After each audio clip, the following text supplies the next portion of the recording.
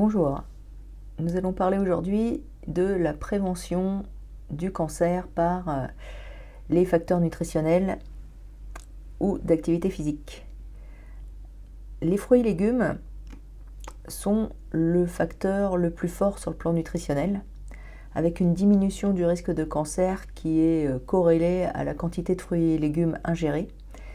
Et donc avec 5 fruits et légumes par jour, on diminue très significativement son risque.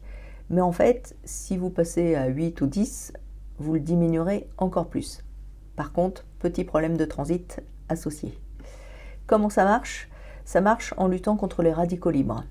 Un radical libre, c'est quoi?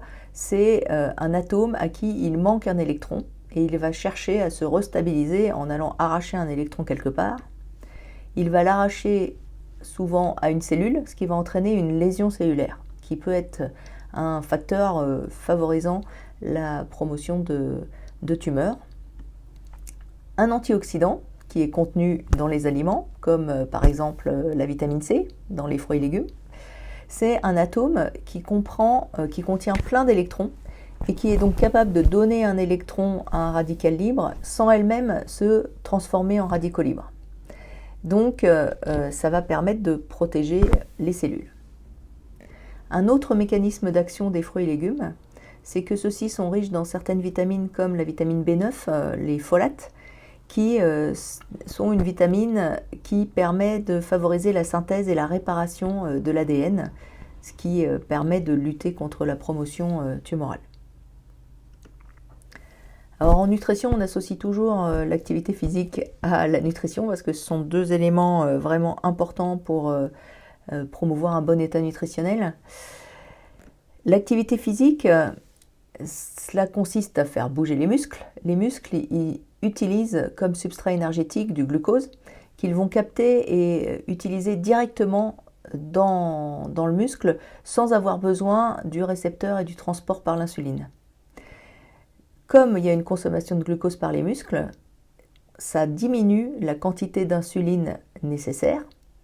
Et le fait d'avoir une insuline toujours plus basse fait que on est moins dans des concentrations d'insuline en permanence qui peuvent favoriser la prolifération cellulaire. Le fait d'avoir une insuline plus basse diminue le risque de prolifération. Donc l'activité physique, c'est un facteur insulinosensibilisant qui réverse l'effet, par exemple, de l'obésité. Ça contrecarre l'insulino-résistance liée à l'obésité. L'activité physique joue plus spécifiquement pour les cancers du côlon en diminuant le temps de contact entre le côlon et les cancérogènes alimentaires, car l'activité physique accélère un petit peu le transit. Alors vous avez peut-être entendu parler de régime anti-cancer, on entend souvent parler dans la grande presse. Alors si vous lisez les différents livres qu'on trouve là-dessus, on trouve des aliments pas toujours évidents à consommer, donc la grenade, de l'ail, mais souvent c'est des quantités d'ail, il faut manger 2 gousses d'ail par jour pour prévenir le cancer, la livèche, enfin c'est variable. En fait, il y a toujours un rationnel scientifique sur ces régimes, mais ce sont des études in vitro ou sur l'animal. Et on n'a pas d'études cliniques sur ces différents nutriments. Les études de supplémentation spécifiques sur ces types de nutriments se sont révélées négatives. Donc pour l'instant, on ne peut absolument pas conseiller certains nutriments autres qu'un équilibre alimentaire global, incluant des fruits et des légumes. Et l'ANSES, donc l'Agence nationale de sécurité sanitaire et des aliments, et l'INCa, l'Institut national du cancer, ont conclu qu'il n'y avait aucun composé qui n'est en mesure de prévenir à lui seul le développement d'une maladie multifactorielle telle que le cancer. Et donc, on ne peut pas recommander des aliments spécifiques en dehors de l'équilibre alimentaire.